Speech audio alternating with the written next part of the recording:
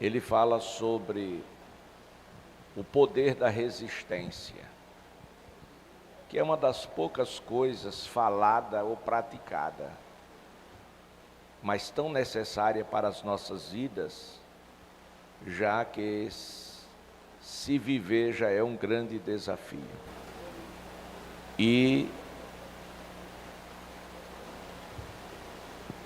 não são poucas as vezes que nós nos deparamos com situações que podem nos empurrar para baixo. E as tentações não são poucas, são muitas. Aí Tiago fala sobre estas paixões e nos ensina a resistir, o poder da resistência. No capítulo 4, versículo 7, ele diz assim: sujeitai-vos, pois, a Deus. Sujeitai-vos. Estar debaixo de sujeição. Sujeitar-se é algo extremamente necessário para a vida cristã. Significa submeter-se à vontade daquele que nos amou primeiro, daquele que nos chamou, daquele que nos nomeou. Então ele traz este aconselhamento de sujeição, de submissão. E submissão é o que nós precisamos nesta nossa jornada. Então a primeira coisa, Tiago manda que a gente se submeta a Deus, depois que a gente resista o diabo. O diabo, irmão, se manifesta de muitas maneiras, de muitas formas e em muitos lugares. Ele usa aquelas pessoas que menos esperamos que seja ou que esteja sendo por ele usado, até na igreja. Glória a Deus. Então, Tiago, ele manda resistir, porque este poder de resistência vai levar com que o diabo ele fuja de você. O crente não pode ter medo do diabo, não pode fugir do diabo, é o diabo que tem que fugir do crente. Porém, para que isso aconteça, é necessário que você, em primeiro lugar, se submeta à vontade de Deus. Se submeter à vontade de Deus não é fazer o que eu quero, não é fazer o que você quer, não é fazer o que outra pessoa quer para a sua vida, mas é você fazer o que Deus quer que seja feito. Andar com Deus não é algo muito fácil, não é algo muito fácil. Ser um cristão até que não é nada tão difícil na atual conjuntura, vai ficar difícil com a manifestação e o império do anticristo, mas até agora está tudo bem. Isso faz lembrar de um homem que caiu do 16º andar, e naquela queda livre, quando ia chegando já perto da terra, as pessoas correram para a janela e gritaram: meu Deus! E ele disse: até agora está tudo bem. Então até agora está tudo bem. Mas não é fácil quando nós somos confrontados por forças maiores do que a nossa. E dizer não também não é fácil. Porém, a nossa capacidade, a nossa força, ela vem de Deus. E é por esta razão que a virtude do Espírito Santo está em nós, dada por Ele, para que a gente sim possa fazer como aqueles hebreus na Babilônia, dizendo: nós não vamos nos submeter aos seus caprichos. Eles estavam falando isso, a maior autoridade até então conhecida. nós não vamos nos submeter, nós não vamos nos curvar, porque nós somos hebreus, e hebreus não se curva diante de nenhum ídolo, de ninguém. Glória a Deus. E eles foram ameaçados de morte. E talvez você tenha uma pálida ideia do que é uma pessoa ameaçada de morte. Ele pode ser tomado pelo medo, pelo pânico, pode paralisar o sistema central nervoso. E é muito difícil resistir. Mas a bem da verdade, a presença de Deus na vida de um crente faz toda a diferença. É exatamente esta presença que nós precisamos na nossa vida diária. Porque sem a presença de Deus, você pode sim negar o nome do Senhor. Tem muitas pessoas, já ouvi muito isso de crentes, dizer assim: não, agora que eu sou crente, de jeito nenhum, nunca mais eu volto para o mundo, nunca mais eu faço isso, nunca mais eu faço aquilo. E de repente, a triste notícia é que aquela pessoa, aquele irmão, aquela irmã, já não está mais na igreja. Quando ele garantia, deu certeza, que jamais deixaria o Senhor. Então Tiago, ele diz o seguinte: se a gente resistir ao diabo, ele fugirá de nós. E aí sim, no versículo 8, ele dá como isto pode ser. E ele disse assim: tudo é possível se você se chegar a Deus.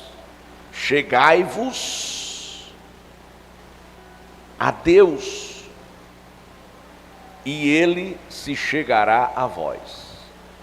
Então o segredo é você se chegar a Deus. Eu ouvi hoje uma palavra, agora, poucas horas atrás, não estou lembrado por que meio ela chegou para mim, mas me chamou tanta atenção que ela ficou na minha mente. Que quando alguém se aproxima, ou quanto mais uma pessoa se aproxima de Deus, mais ela se conhece. Aquilo me marcou, imprimiu uma marca no meu subconsciente. Quanto mais uma pessoa se aproxima de Deus, mais ela se conhece. A primeira ideia que a gente tem, qual é?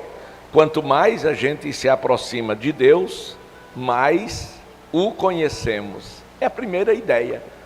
Mas eu ouvi hoje e estou de pleno acordo que quanto mais você se aproxima de Deus, mais você se conhece. Por quê? Porque Deus vai mostrando aquilo que está oculto ao seu entendimento, à sua mente. E eu acho aquilo incrível, achei aquilo fantástico. Eu digo, não posso esquecer essa frase. Não é uma frase de efeito, mas é uma verdade que a gente precisa sim colocá-la em prática. Aí eu observo aqui Tiago aconselhando aqui eu e você, a nós nos chegue a Deus, porque uma vez que a gente se chega a Ele, Ele se chegará a nós. Mas eu gosto muito das teses, e a tese aqui é: como podemos nos chegar a Deus? Algo prático, porque eu gosto da praticidade do Evangelho, da praticidade da palavra. Eu tenho dificuldade das coisas assim muito difíceis. Glória a Deus. Então, é quando ele diz chegai-vos, aí eu questiono de como podemos chegar a Ele, certo? Ora, nós podemos nos chegar a Deus através da palavra. Não meramente lendo a Bíblia como se estivesse lendo um livro qualquer, didático. Não. Mas é meditando, é entrando na história, é vivendo aquilo. E quem faz isso descobre algo extraordinário. Que de repente ele está lendo algo e ele começa a chorar. Ele começa a ter sentimentos que ele sabe que é um mover de Deus através do Espírito junto ao seu Espírito. Porque o Espírito o leva a Deus, que é Espírito. Então podemos chegar a Deus através da palavra. E também chegar a Deus através da oração. Certamente, quem ora vive uma vida de conquistas, de vitórias. A palavra vitória é algo muito interessante mesmo. Quando a gente pensa em viver vitoriosamente, a ideia é que não temos nenhum problema, que não temos nenhuma luta. Não, muito pelo contrário. Só se tem vitória quem está numa luta, numa batalha, numa guerra. Porque a vitória é o resultado de um confronto, de um conflito, de uma situação. Porém, vai na vida daqueles que andam com Deus, que têm comunhão com Deus, que se relaciona bem com Deus, vai nele a convicção, vai nele a certeza de que naquela batalha ele já é, por antecipação, mais do que vencedor, porque está debaixo de uma promessa. Vocês lembram que quando Israel, antes de entrar na terra, Deus disse quem estava na terra, mas disse que eles não se preocupassem, porque ele daria vitória sobre todos aqueles povos que estavam lá. Então eles já foram certos de que ia encontrar inimigos, mas que não se preocupasse, porque todos aqueles inimigos, Deus os daria vitória para ele. Bom, nós saímos de Tiago e fomos lá para a segunda Crônicas. Me acompanhe agora para a segunda Crônicas. Aí quando chegamos em segunda Crônicas, a gente tem um exemplo maravilhoso da manifestação de Deus no meio do seu povo, através do Espírito Santo. O Espírito Santo, irmãos, é Deus, o outro Consolador, aquele que hoje está conosco aqui na terra. O Pai está num alto e sublime trono lá no céu. Jesus foi assunto aos céus e estar à destra do Pai eterno, intercedendo por nós. Incrível isso, lindo, maravilhoso. Glória a Deus. E o Espírito Santo desceu no dia de Pentecostes e ainda está conosco até o presente momento. Glória a Deus. Por quê? Porque é através dele que a noiva, a saber, a igreja, ela é adornada, porque não temos por nós mesmos a capacidade de superação, quando o vento for contrário, quando a tempestade for forte, mas é através do Espírito Santo que nós podemos dizer como Paulo em Filipenses 4,13, posso todas as coisas naquele que me fortalece. Então agora nós encontramos no capítulo 15, o trabalhar de Deus através do Espírito Santo para o seu povo.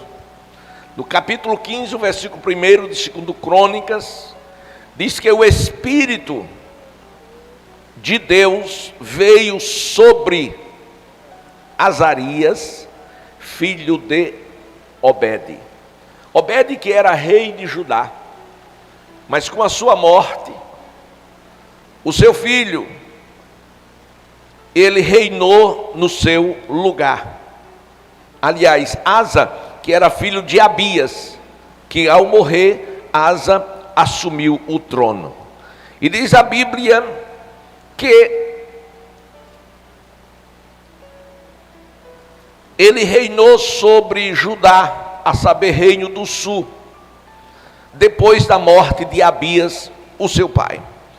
E quando Asa assumiu o trono, meus amados irmãos, a Bíblia relata que seus dias houve paz na terra durante 10 anos de paz. E é exatamente aqui que eu queria lhe ajudar a uma reflexão tão necessária para um tempo assim, um tempo de paz, um tempo que não é de guerra, que não é de conflito. E nós precisamos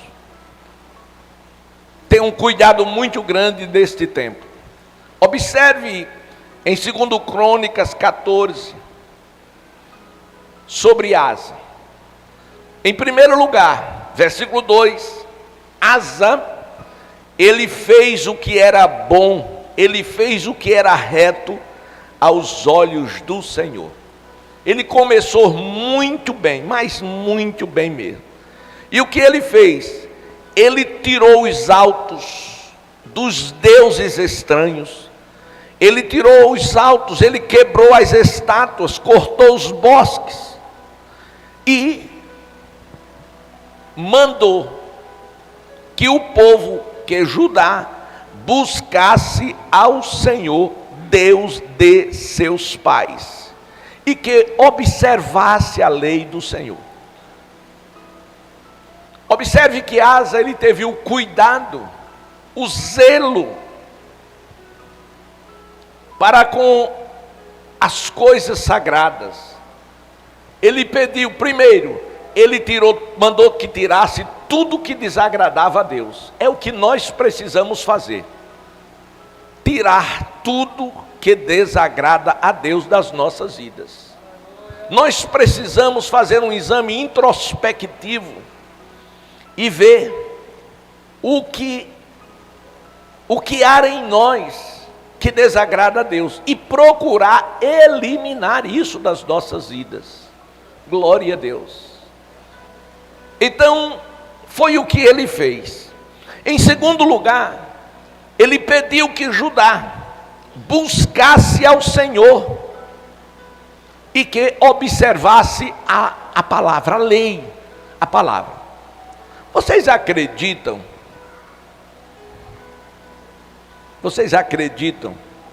que tem crente que passa uma semana sem ler a Bíblia? Você até acredita que tem crente com 5 anos de crente, 10 anos de crente, e nunca leu a Bíblia toda? Será que isso não é falta de interesse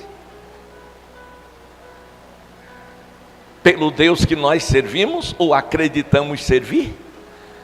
Não, pastor, mas está tudo bem comigo, eu estou muito bem assim. Mas foi exatamente quando estava tudo bem com Judá, que Asa teve esta preocupação de mandar o povo buscar a Deus e observar a palavra. Por quê? Buscar a Deus e observar a palavra. Porque muitas pessoas só buscam a Deus na hora da tempestade, na hora que a casa começa a cair. Meu Deus! E não sabe nem o que pedir, nem como correr, nem para onde correr. Não tem liberdade com Deus. Lá no interior, usava-se a expressão, fulano está azoado. Não sei se alguém já ouviu essa expressão, né? Tem alguém que já ouviu isso aqui? está zoado, ou seja, está desorientado, né? Desorientado, zoado. Eu achava tão bonitinho minha avó conversando comigo, e ela usava muito essas expressões, e eu aprendi e tal. Então, o que é que ocorre? Asa, em tempo de paz, ele fala com o povo para buscar a Deus e observar a palavra.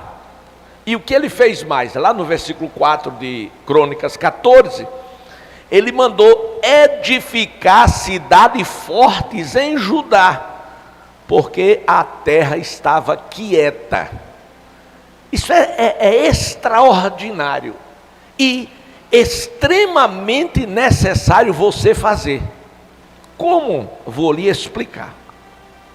Edificar cidade forte em Judá, porque a terra estava quieta. Ora, enquanto não existe nenhum problema, você está com a cabeça no lugar. Você está em paz consigo mesmo e com as pessoas. Então você tem como fazer planos, projetos. E quando surge o problema, você já tem a resposta. Você já tem a solução. Por quê? Porque você tem uma vida planejada. Porque você tem uma vida que estabeleceu alvos. Glória a Deus. Você vai ser amanhã o que você projeta hoje. Eu fico terrivelmente irritado com pessoas desorganizadas. Pessoas que não sabem o que vai fazer. Ora, hoje eu projeto o meu dia de amanhã e ainda enumero. Em primeiro lugar, eu preciso fazer isso, segundo isso, e coloco na minha agenda. Glória a Deus. Por quê? Porque hoje eu estou bem. Hoje eu estou lúcido. Hoje eu estou com a cabeça fria. Mas se no outro dia eu amanhecer, acordar com uma bomba que estourou, aí eu vou ficar como o moço do interior, azoado, né? Sem saber se saia pela janela, não sei onde é a porta. Então, é no tempo de paz e tranquilidade, é no tempo que você está empregado. Por exemplo, você não trabalha, mas não é fichado. Mas você tem um bom trabalho, ou é autônomo e ganha bem. Mas você não fez o seu GPS. Você não fez um registro. O INSS, né? Você não paga o INSS pessoal. Ora, o que é isso? Falta de juízo. Por quê? Não, mas eu estou muito novo, tem muitos anos pela frente. Não. Ontem eu tinha 20 anos, 21 anos. Hoje eu estou com 66. Passou assim rápido. Glória a Deus.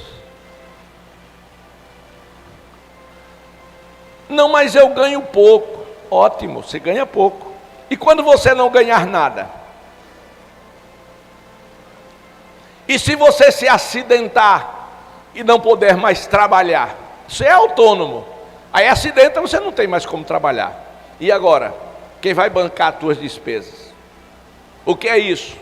No tempo de paz, você não se projetou, você não se planejou. Louvado seja o nome do Senhor. Tem pessoas como Ismeri da França, né? Diz que tudo que vem sai comendo.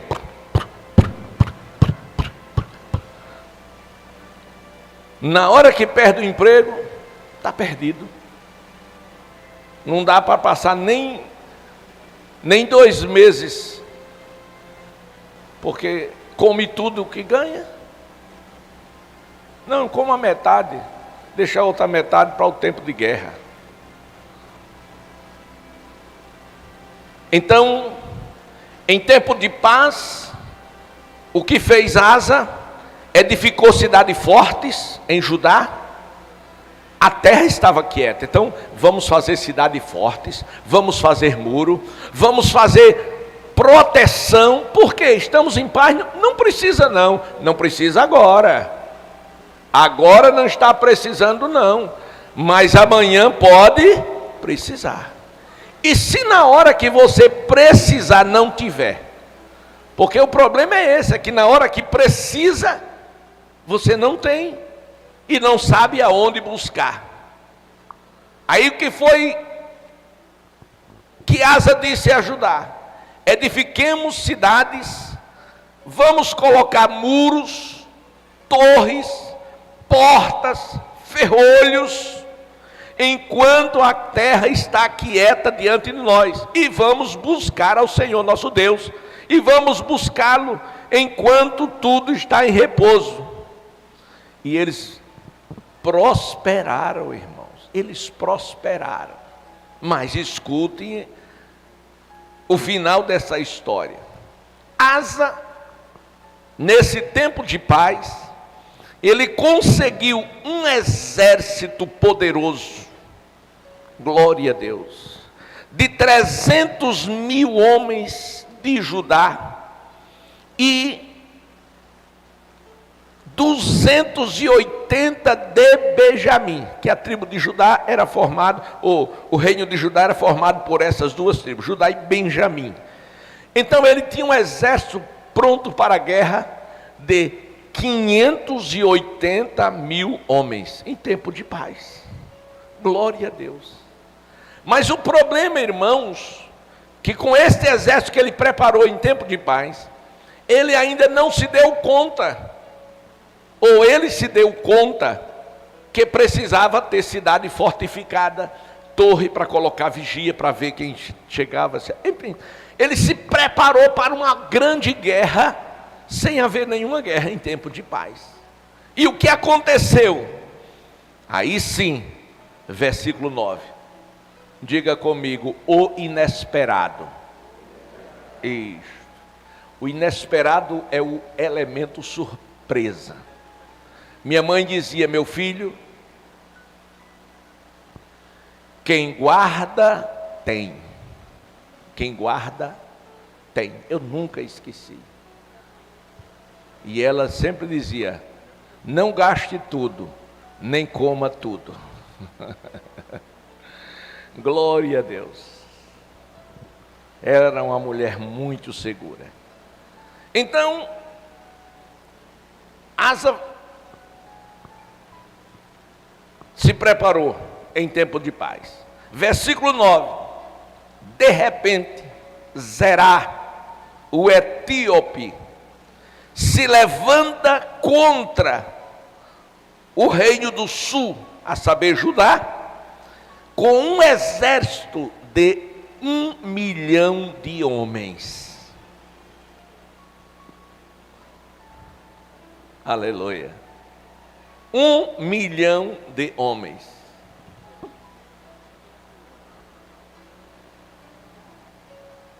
Mas Judá, através de Asa, estava certo do seu dever cumprido.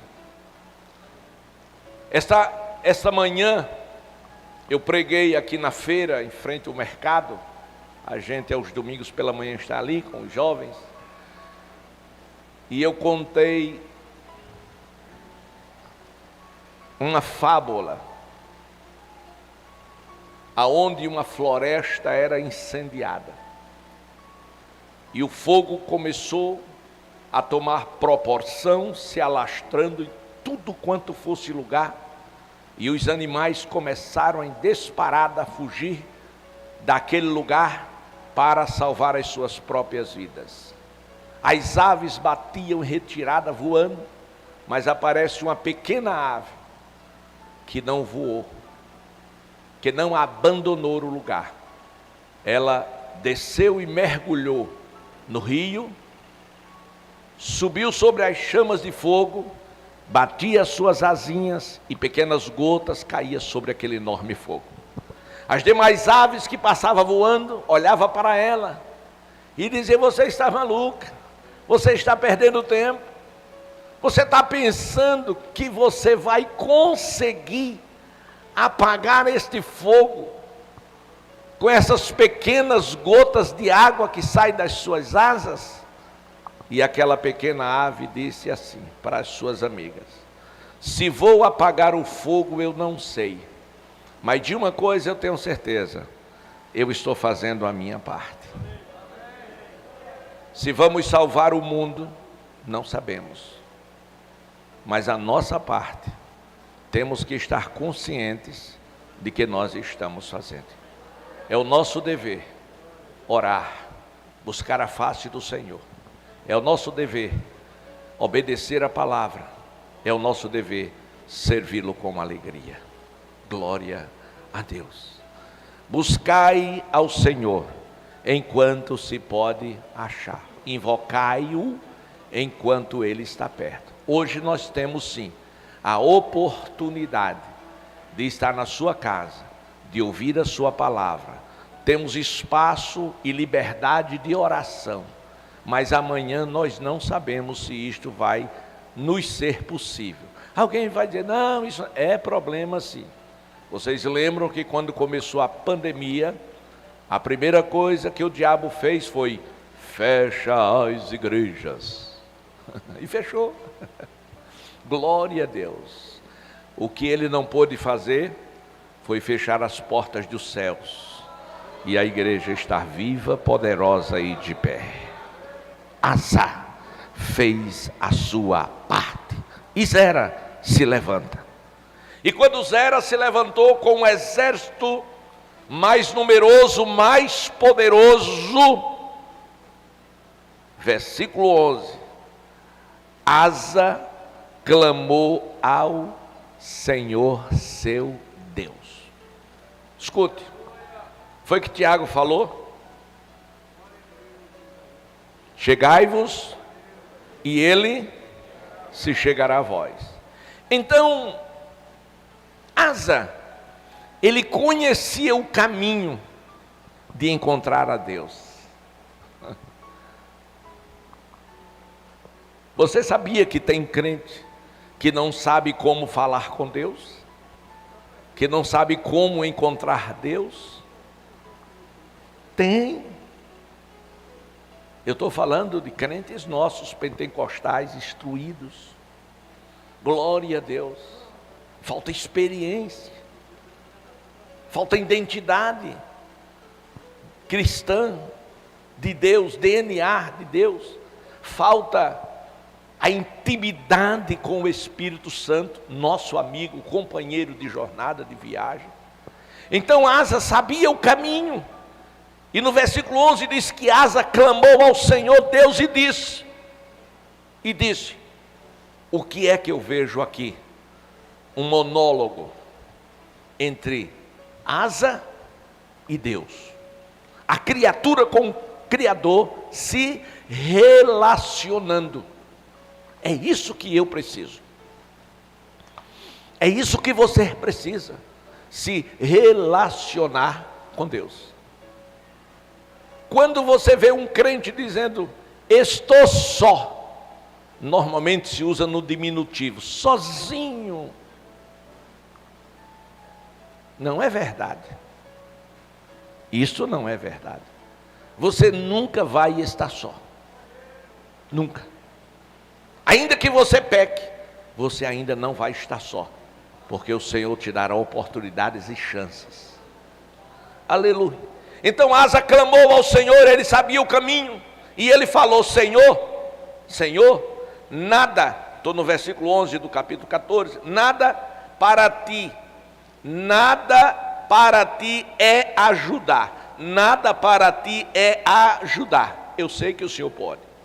Quer o poderoso, quer o de nenhuma força.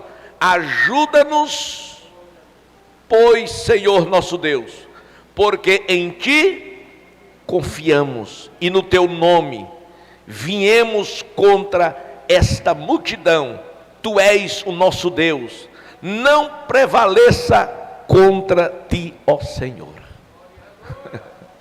Em outras palavras, fazendo um resumo, né, senhoritas e senhoras professoras, fazendo um resumo desta oração, ele estava dizendo: 1 milhão para nós é muita coisa, mas para ti não significa absolutamente nada. Porque o Senhor Deus é comigo, é com você. Glória a Deus. E a Bíblia no versículo 12 vai dizer que Deus deu vitória. Diz: e o Senhor os feriu. Glória a Deus. E foi exatamente quando Deus estabeleceu a vitória, aleluia, sobre eles. E eles pegaram os despojos de guerra, que era lei, que era legal. Aí a Bíblia diz que o Espírito Santo de Deus veio sobre Azarias, filho de Obed, e saiu ao encontro de Asa para lhe dizer: ouvi-me, Asa, todo Judá e Benjamim, o Senhor está convosco enquanto vós estáis com ele. Se o buscardes, o acharei, porém se o deixardes, ele vos deixará. Aleluia. Se nós não quisermos mais nada com ele, não, Senhor, não quero mais. Oh, aleluia. Então Tiago agora diz: sujeite-se a Deus, resista ao diabo, ele vai fugir de vocês. Agora, chegai-vos a Deus, e ele se chegará a vós. E esta noite eu quero concluir dizendo aos amados irmãos e santos reunidos nesta noite: chegue-se a Deus em oração. A oração para o crente é como o ar para o nosso corpo, sem ele não há vida. Chegai-vos a Deus para vencer, para ser um vencedor, vencer o mundo, vencer a carne e vencer os próprios demônios. Lembre-se que nós estamos cercados de uma grande nuvem de testemunha. Glória a Deus. E por último, chegai-vos a Deus, para que você tenha uma vida cheia do Espírito Santo, uma vida plena no Espírito Santo. Paulo, escrevendo aos Efésios, no capítulo 5, versículo 18, ele disse: não vos embriagueis com vinho, aonde há contendas, mas enchei-vos do Espírito Santo. Deus conta com você, o mundo precisa de você, e nós no mundo, não somos do mundo, mas enquanto passando por ele, nós precisamos brilhar, e só vamos brilhar se dentro de nós, no nosso homem interior, tiver azeite, porque o azeite é o símbolo do Espírito Santo, e é o azeite que produz fogo para iluminar no meio das trevas. Que Deus abençoe, e não se esqueça das palavras de Tiago: chegai-vos a Deus. E esta noite eu quero te convidar a se chegar a Deus. Você que ainda não é crente, você que ainda não tomou uma decisão ao lado do Senhor, o primeiro passo para que você se chegue a Deus é você dizendo sim para o convite para a salvação. Glória a Deus. Então, se você está entre nós nesta noite, você saia do seu lugar, venha aqui à frente, e esta igreja vai orar por você, e certamente você será salvo, você será salva, e você receberá o Espírito Santo de Deus.